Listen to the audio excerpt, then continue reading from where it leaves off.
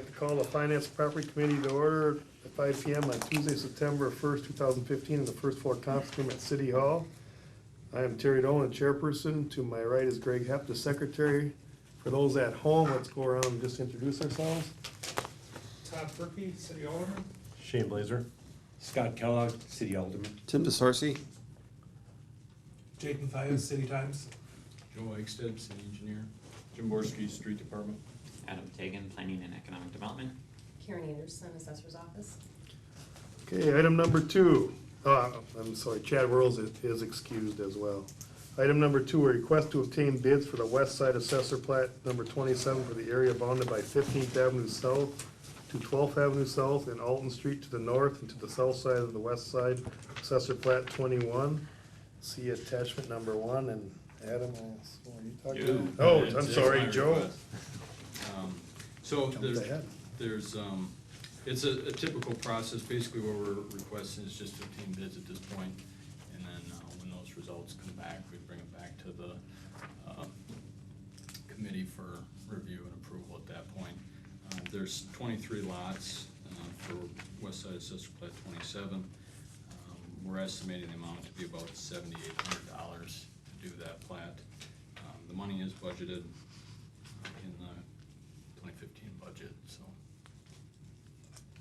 You really just, I mean, imagine just for the benefit of anybody watching, is there wood in the ground yet, or No, put well, metal stakes, or? yeah, they would go out and put permanent monumentation Okay. out there.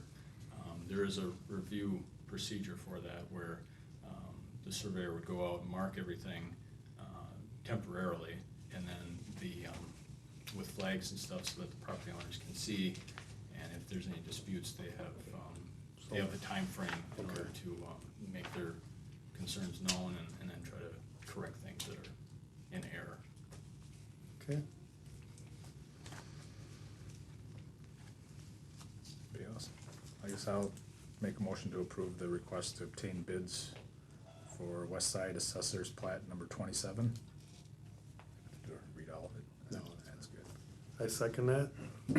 Any further discussion? All in favor? Aye. Opposed? Motion carried. Item number 3, a request to obtain bids for the east side assessor plat number 60 for the blocks line between Baker Street, Washington Street, 15th Street North, and 16th Street North. Blocks line between Wiley Street, Franklin Street, 16th Street North, and 17th Street North. The blocks line between Washington Street, Franklin Street, 17th Street North, and the 162 feet east of 18th Street North. See attachment number 2. So, similar request. Oh, same request. There's 43 lots in this, for this plat. The estimated cost is about $14,500. And again, this money is budgeted to be done. I would mention that the plats are primarily done in areas where there's very little documentation that's out there in the field, so it's a benefit not only to the city, but also to the property owners, many people building homes, buying properties, realtors, that sort of thing. So it's kind of a win-win all around. So is there more of these though? Or, There are more in this, we do a couple Do every a year. couple every year, okay. And then there's periods of time where we don't do any as well, but the city council first started doing them in 1936. So over the course of time, there's some that show up, and sometimes it's complaint driven where there's property owner disputes, and it's much cheaper to resolve some of these issues too than to have them each do a survey map specific to their own property. So, I mean, the assessments that go out for these property owners are, maybe like $100 per property. So it's compared to, maybe $1,000 for a survey to be done. So it's cost effective in that regard. More just for my benefit, I guess, or anybody that's here, but so on Franklin Street towards the end there, they're stopping there, them are all businesses, correct? Or not? The curve on Baker. So or did you already do these? I'm just curious as to why we stop in certain areas. Some of them butt up to, they're adjacent to other plats that were done Already done, previously. okay. Yeah, that's usually how the borders get determined, based on what data is available and. Okay. And we're budgeted for all this. Yep. Anybody else, any questions? I have a comment. Comment? They did this in my neighborhood a couple of years ago, and it solved a lot of headaches for me, and I paid like $109 to have mine done. It would've cost me about $369 to have it done separately by myself. So it was a good deal for me. Wasn't such a good deal for my neighbors who didn't care where their lot corners were and, didn't really have any disputes that they were worried about. It just cost them $109 or whatever, but for me it was good because I needed to know. Yeah, I'm And thinking that. an issue of contention for the neighborhood. And I just didn't know if Cleaned it these came up because somebody was complaining, These particular ones, no, they're just, one of the services that the engineering department provides are marking lot corners. So, one of the disclaimers is when they come in to request that is, hey, we might not be able to find anything in certain areas because, Mhm. there isn't anything. So, part of it is just a better, it impacts the assessor's office too, for land values, Sure. square footage or acreage is more accurate and, just, it's a better record. Well, Jim brings up a good point. I got a 15-year-old home, but that lot's been there for a long time, so if you wanna really know. I picked up some garden on the other side. I'm just thinking of the big arborvitae that, not to prolong this, but I'm just thinking of the big arborvitae that the neighbor has. No, Yeah, honestly, I did, but. yeah, for the cost to the homeowner. Okay, Greg. Alright, I'll make a motion to approve the request to obtain bids for the city's east side assessor plat number 60. I second that motion. Any further discussion? All in favor? Alright, Aye, opposed, motion carried. Item 4, discussion on the potential creation of a local business licensing registration program. See attachment 3. Adam, now you. Now the moment you've all been waiting for. Oh, I got a question. No. I guess I would start with a little bit of background, if that's okay. Basically, this proposal has come out of a rapid improvement program. It was something that some various departments have noticed that there's not really a good listing of businesses and contact people and that type of thing on a citywide basis. It's just fire department may have some, assessment may have some, my department may have some, police, it's scattered all over the place. So it started as just beginning to look at ways to combine the list so that we have a comprehensive list. And then we realized as we're going through that process that there's still holes and gaps in that, and there's other advantages potentially to getting a more formalized program that would institute in a way, it's a registration program for businesses, but also a business licensing program that would have a little bit of teeth to it to also aid in some other enforcement issues that we encounter and have dealt with in the past. So I guess there are kind of 4 reasons that this is being brought forth. Number 1 is basically to have a correct comprehensive list with correct contact info on a citywide basis so that if there is an issue at a property, if there's going to be a street closure or something like that, there would be a direct contact list ideally. The second item is that we're looking basically, me personally, is economic development data. Part of this would ideally be looking at employment numbers and being able to track from a year-to-year basis how the city is actually doing, so it's not just hearsay or some of that aggregate data that's only available at the county level. We can actually know how the local economy is doing. Third item is kind of from the assessment side.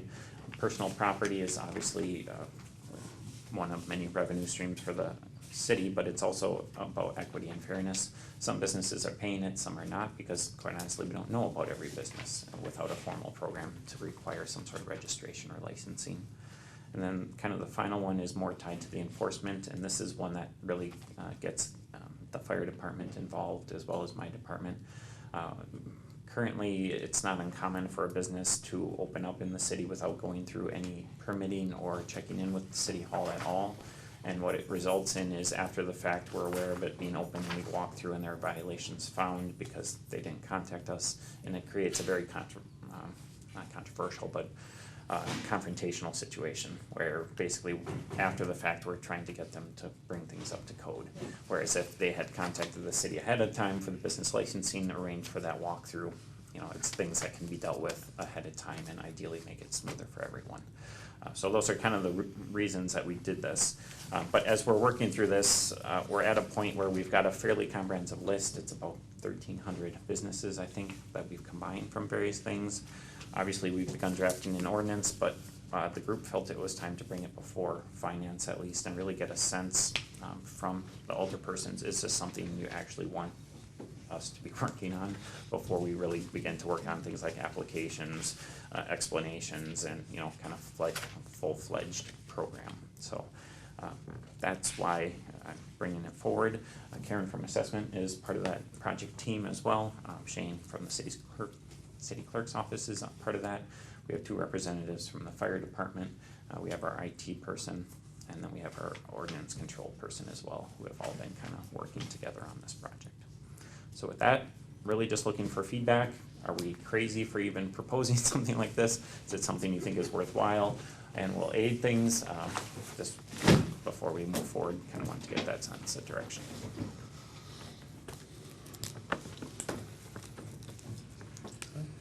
I don't like it.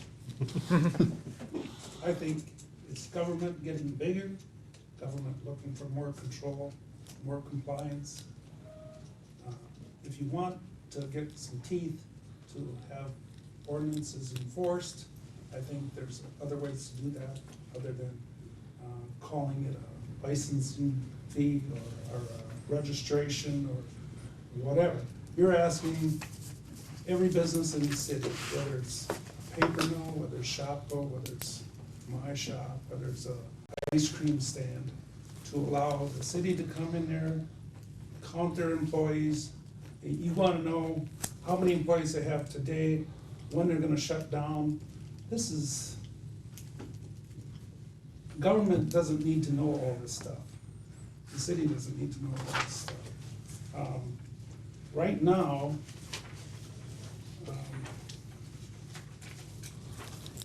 you know, I have a Wisconsin seller's permit, and I'll grant you, I'm biased. I have my own business. The mayor might feel differently, he's got his own business. Chad might feel differently, he's got his own business. I'll tell you, I'm biased. Government, every time I get a letter in the mail, whether it's from the state, the federal government, local, county, IRS, DOT, DNR, EPA, I start to break out here a little bit. Because they always are interfering with business. And this is what this does.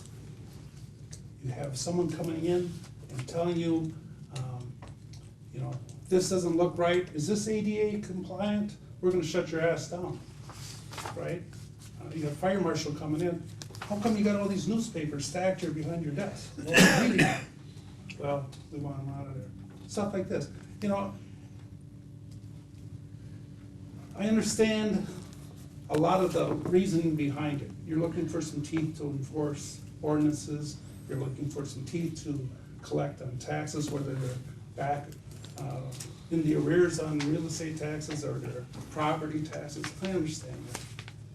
Don't call it this, don't call it a license, because that's not what it is, you know? And it's continuous, it goes on forever. You know, if you wanna know who a contact person is, then let it be voluntarily given. I mean, you got, when you have commercial property, they know that up in the assessor's office, which is commercial property, which is, you know, ongoing businesses. You can get that information there, or they can voluntarily give it, you know. So that part I don't care for at all.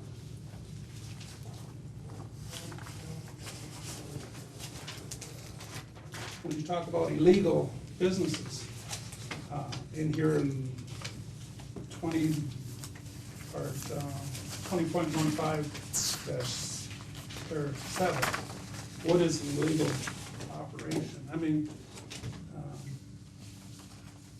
if it's illegal, then it's illegal. Why are the police involved, you know? And how are you gonna determine what's illegal? Well, basically, the way this is phrased is illegal operation would number one be one that isn't licensed, because that's what this proposal is for. Number two, it would be if they are non-compliant with some other aspect, whether it's a building code, fire code, or something like that. They would obviously, the standard procedure would be that they would be made aware of the violation, and then they would have the opportunity to fix that if they chose to, for all intents and purposes, thumb their nose at the city and say, I'm not gonna fix that, then this would be one of those routes that we could use to further enforce that. Or something that may be above and beyond what just a citation, which is kind of where most of the city's powers are. $300 citation may work with one business, it may not work with another. If there is an ordinance that allows us basically to go into the courts and get an injunction against them to shut them down, that probably would get their attention more than a citation. So that's what it's referencing with an illegal operation. Okay, so it's not, you're not saying illegal like. Not like it's the selling law. marijuana, let's say, Okay. like, yeah, Okay, no, that's it's what- illegal in the aspect of existing city ordinances. Okay, and so when you, I would assume the paper mill will be involved here because they do manufacture and stuff. Yep. So you're gonna have someone walk through there and Uh, make sure everything. The majority of commercial businesses have a yearly inspection with the fire marshal's office currently. However, there's not necessarily teeth to enforce any of those issues. Sure, and I had the fire department come to my place of business, if not every year, at least, not every 6 months, at least every year. But they ask if they can take a walk through. I don't know if it's required, maybe it is required, you tell me if it's required. I believe it is required by the fire code. Okay. So for the majority of businesses, you're not looking at a new inspection, it's the same inspection. It may involve that the building inspector, for example, would walk through at the same time, so that they can verify that everything is okay on that. The majority of this is intended towards new business, so that, again, the majority of issues that we're experiencing are with businesses that are just opening up without any contact to the city, any questions, not getting permits, that type of thing. And then it gets into a very, like I said, a confrontational situation where they're open already and then the city is trying to bring them into compliance. Really by having, it's not uncommon for people to call and ask, is there a business license required? If there is, you say yes, they come in, they get the information of what's required to do to open their business, and then ideally, again, they're going through those steps up front versus after the fact. You know, and, I gotta get federal ID numbers, I gotta get state seller permit numbers, now I'm supposed to get a city license, you know. Like I say, government just continues to grow and grow and grow.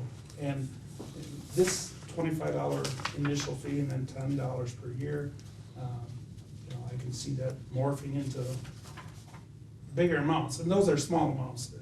I'm not saying they aren't, but I can see so much getting attached to this, as far as if you don't have your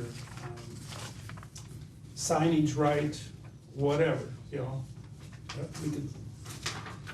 We have this authority now that we can come in and lock your doors, you know. All this stuff, to me, I get overwhelmed just thinking about this, you know. And I think a lot of business leaders and owners are gonna feel the same way. And those are some of my thoughts. But I understand the focus as far as giving the city some teeth. I understand that, but I think it should be done a different way, not in some type of registration or some type of license. And that's exactly, quite honestly, why we wanted to bring it forward, to say, give that opportunity before we invested even more time and effort into this. If that is the feeling of the council at large, we wanna know that up front, so that we aren't wasting our time, to be honest. Anybody else, got any comments? I don't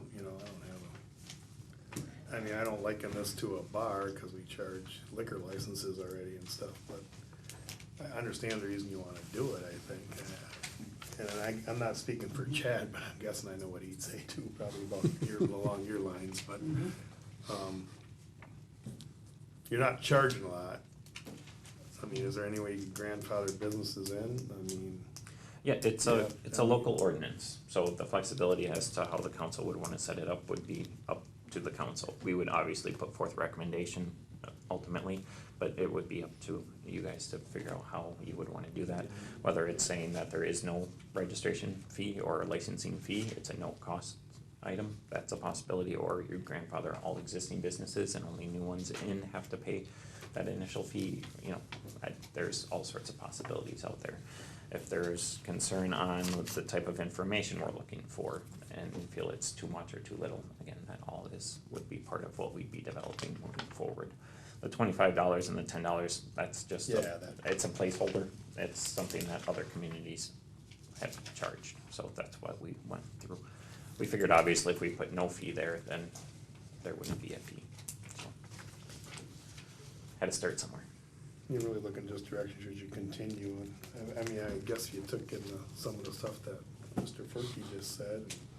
So a business is considered anything, or any business that's making money, I mean, or what, I mean, what's considered a business? I mean, every people are person that running has businesses out of homes. the home office. or- It would be everything from a home occupation, which would be someone running a tax business out of their home, all the way up to the mill, I guess, and everything in between. The majority of programs that we have encountered and seen, it does require registration from churches, schools, nonprofits as well.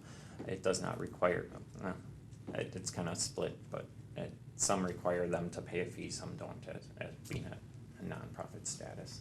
But again, at least from my perspective, they have employees and those type of things so for my personal desire to have economic development information of employees and that type of thing, nonprofit, for-profit, that doesn't really, I guess, matter to me, but. How about daycares, stuff like that? A woman has her own, out of her home, she watches 4 kids for hire. Yep, that would be considered a business. Basically. Is that now? Is that not now? Daycares are regulated How are they somehow, regulated? I guess that's the yes, question. it's not through Question to my ask. department, You can have but a yeah, daycare County where and you, yeah, But now we're having fire marshals walk through and, which they do already. right.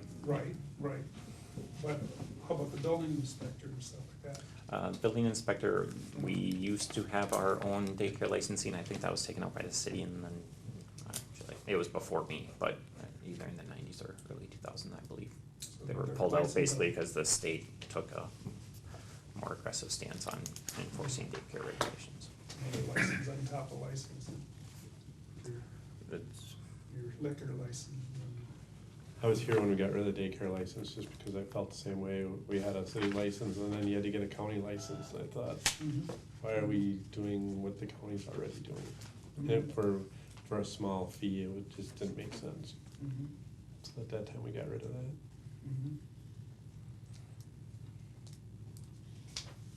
you were on this team, right, Shane? Yes. Yeah, I brought up some concerns, some of the same things that Todd brought up, I've expressed in our meetings. I do like the fact that, from my past law enforcement side, it's nice to have a key holder list. If you have problems in the middle of the night, you know who to contact.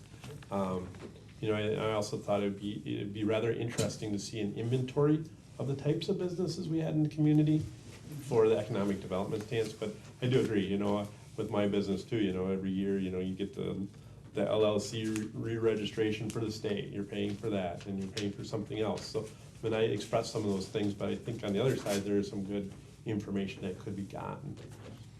So it's been a struggle for me too on there, because I'm not a big fan of the fees on top of fees. It was kind of one of those, though, even if you say, yeah, go ahead and keep working at it, if it gets to the council and you did all that work and they turn it down, I mean, it's. Yeah, then what's the point? that's always a possibility, That's why but I'm again. wishing everybody would say. That's what we kind of talked about it You two are today, is standing down basically there. said, why put forth any more effort into it, but. Yeah, I mean, because we've just done that last meeting and something else. I kind of see both sides. I agree with Todd, but then I also, Yeah, as it's- a consumer, having my child at that daycare or attending that place of business, I wanna make sure I'm safe or my family's safe to be there. So it's that fine line. My thought was maybe in reflecting on this, taking consideration what was shared and then boiling it down To a little small. and to something more succinct, and in time, after it's in place, or build it back up. Maybe that, I yeah. mean, considering the fees and all those things, but maybe there should be something. I don't know what that something would look like, and he did a lot of work and put a lot of work into it, so, but it's the idea, I think, entertaining what people are saying and fleshing that out a little bit. And then maybe a year from now, you look at it and say, well, let's add this piece or that piece. Not saying that you would add more fees or what have you, but maybe it'd be more palatable for it to go through a council or be accepted by the business community and things like that. Just food for thought. What's to stop this, once you've got businesses all licensed, what's to stop the city from saying, okay, now we wanna know what your gross sales are?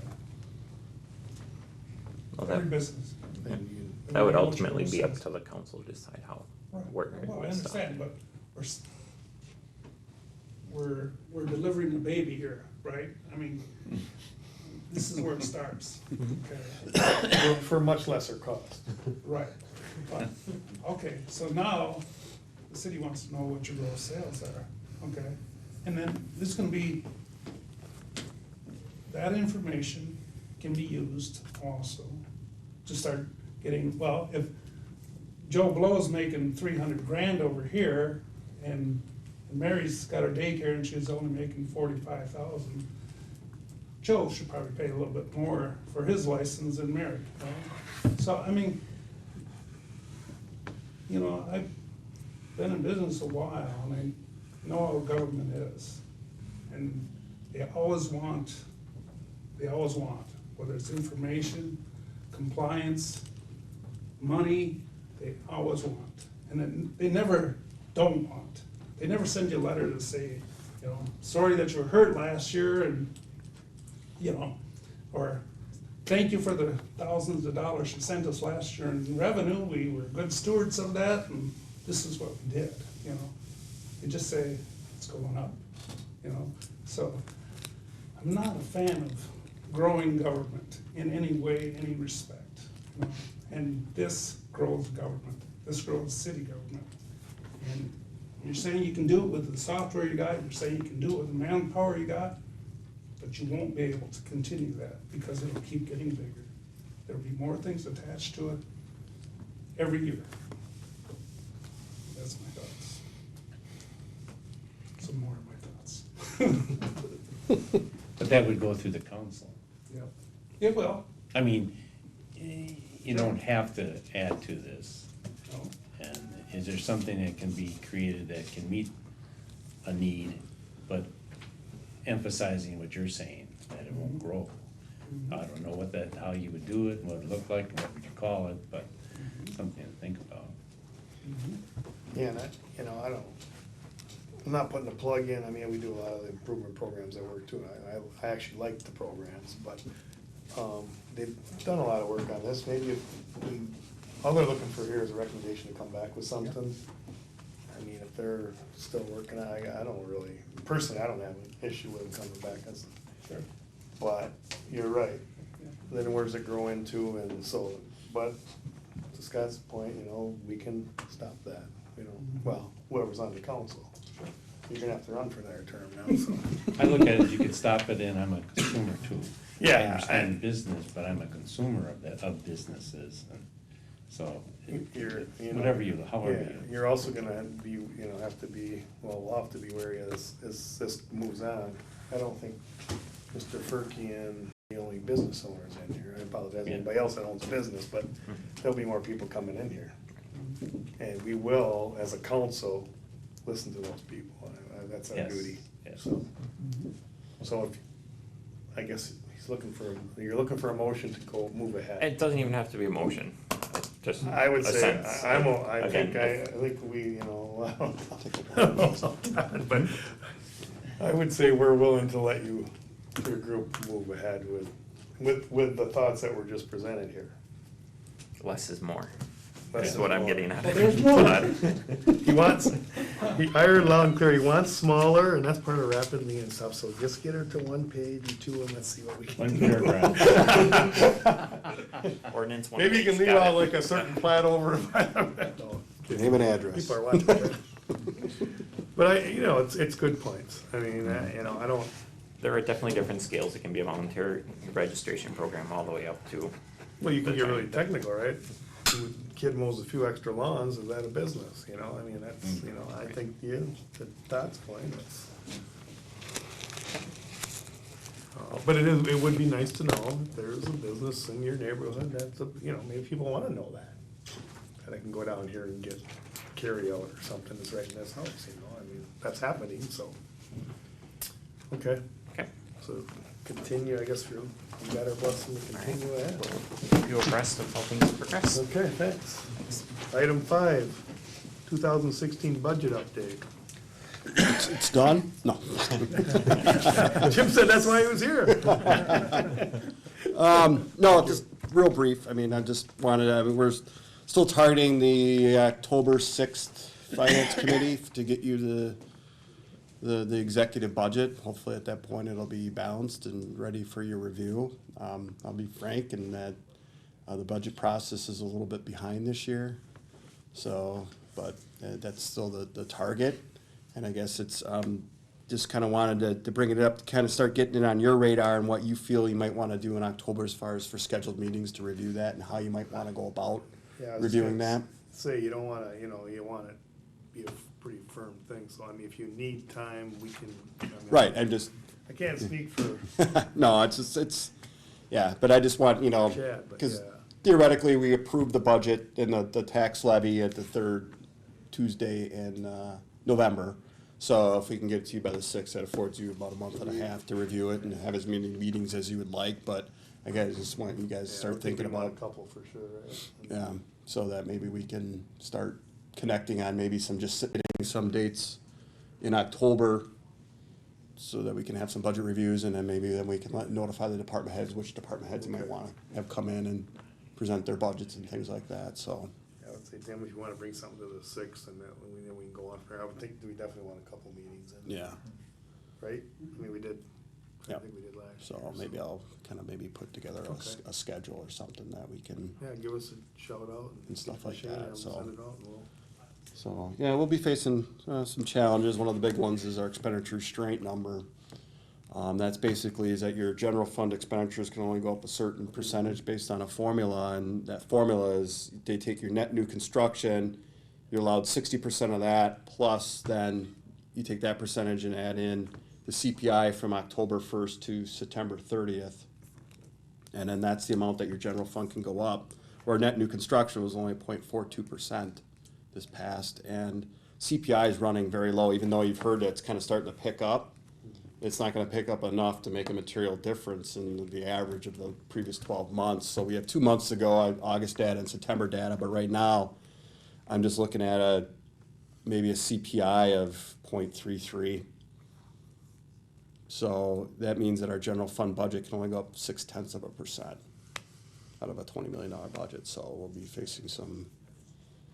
And what that is, that expenditure restraint is when you qualify for that, then we get a state aid payment, which amounts to about $470,000. So it's something that, we've been qualifying all along, and it's, one of those things where, obviously if you don't qualify, that's a major loss of a state revenue. So that's one of the challenges that we're gonna be facing this year, is just that it doesn't matter what your levy is, what your other revenues are, your general fund expenditures can only go up this much, and this is probably the tightest it's ever been from a percentage standpoint, so. You like to hear that, don't you? But to me, not being a financial guru or anything, but you think about the communities that are growing and are building out and stuff, they're gonna get their higher rates if they wanna use them, and the cities that are struggling and not growing are actually getting nothing or less from the state, and it just kinda makes the snowball keep rolling It's the wrong way. depressing.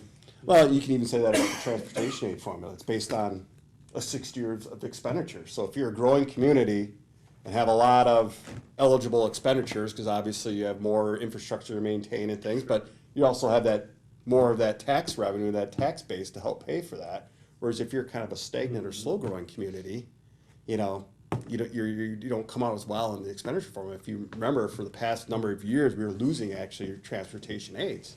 And even though our expenditures went up, they didn't go up high enough compared to the really growing metropolitan areas that basically carved out a bigger piece of the pie, even though they're getting the tax base growth out of it. So, I mean, that's the problem with some of these expenditure-driven formulas across the state. It's just, they paint everyone with the same fiscal brush, so to speak. And and sometimes it's like, I mean, even the shared revenue formula was frozen back in 2002. Well, that used to kind of take into account some of the communities that, you know, maybe needed a little bit more shared revenue compared to another one, but they basically froze the formula at that point in time, or wherever you sorted out in that year, we've been getting the same amount ever since, so. But that's more of a state Yeah. politics, and changing those formulas is very controversial. I know even that the Urban Alliance and as well the cities, we propose like discussions about changing it. Well, you can see in the room that, well, the communities that we're gonna get maybe not come out so good in the change in the formula, we're against it, and so that's one of the things. So we'll shoot for the October 6th Yeah, and let's do that. and get that. And we'll have obviously October 6th, if it's not completely balanced, but you'll have what we have at that point. Okay, great. Well, thanks for the update. Item 6, beverage operator license applications, and we've looked at them. I'll make a motion to approve the new and renewed applications. Second that motion. All in favor? Aye. Aye, motion carried. Item 8, para A, in open session, the committee will vote to go into closed session under section 19.85, para 1, para E of the Wisconsin statutes, which reads, deliberating or negotiating the purchasing of public properties, the investing of public funds, or conducting other specified public business whenever competitive or bargaining reasons require a closed session, and under section 19.85, para 1, para F of the Wisconsin statutes, which reads, considering financial, medical, social, or personal histories or disciplinary data of specific persons, preliminary consideration of specific personal problems, or the investigation of charges against specific persons, except where para B applies, which, if discussed in public, would be likely to have a substantial adverse effect upon the reputation of any person referred to in such histories or data, or involved in such promises or investigations. Para B, in closed session, the committee will discuss the status promissory note from ECC Corrosion Incorporated, a request to extend the terms. Promissory note dated September 24, 2014. Para C, the commission may return to open session, may take action, or may make recommendations regarding item 7, para B. I'll make a motion to go into closed session. I second that motion. All in favor? Aye. Aye, motion carried. We are now in closed session.